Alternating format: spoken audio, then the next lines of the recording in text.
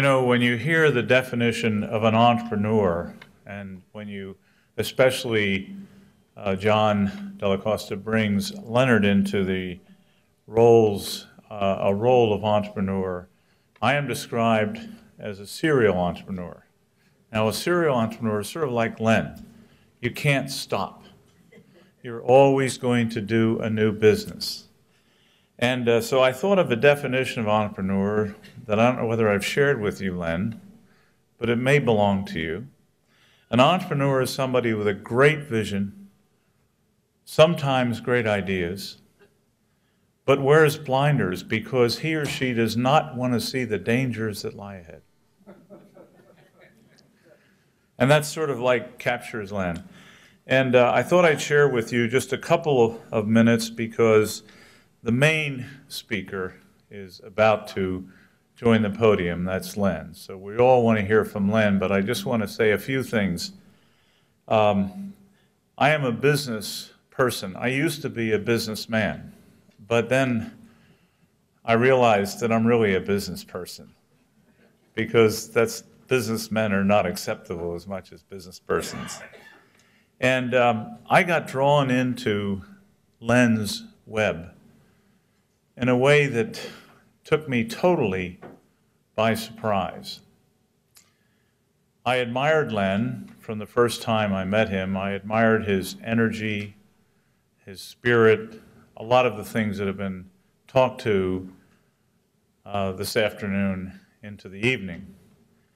And I found myself drawn into Len's idea that he'd like to connect business with religious dialogue.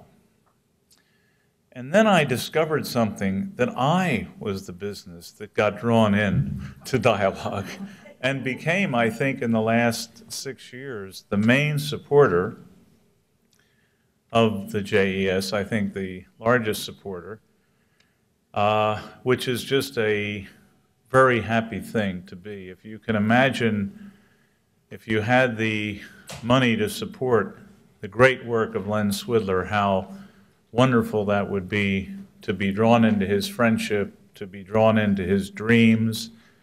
And one thing that hasn't been mentioned, his spirit of happiness. I mean, very rarely have you seen Len sad.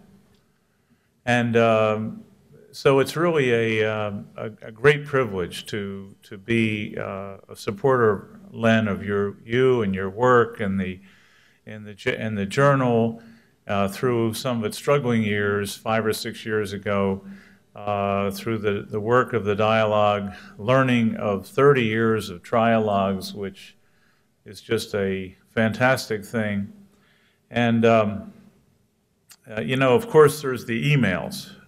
Well, because I am Len's main supporter, I think I probably get more emails than anybody else. I mean, every activity, some of which I never even dreamed he was thinking about, come across my desk, and my assistant says, well, Harry, you have to read Len's emails. I'm like, God, how can I read all of these emails?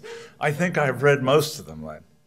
And they're exciting, filled with dreams, and they're going to continue. And so I'd like to thank you, Len, for allowing me to be one of your biggest supporters. And I'd also like to leave with one of the things that hasn't been mentioned about Len, which a number of you have experienced, is he's always raising money. And you know, he raises money with the same kind of spirit that he attacks, with a spirit of happiness, somewhat of a spirit of naivete. That is, he thinks that everybody has money to give to him, to his account. And it's a very happy thing. I've never heard him even shrink from believing that there's more money to come. And of course, when he talks to me, I'm drawn into this. I can't avoid it. It's a terrible thing.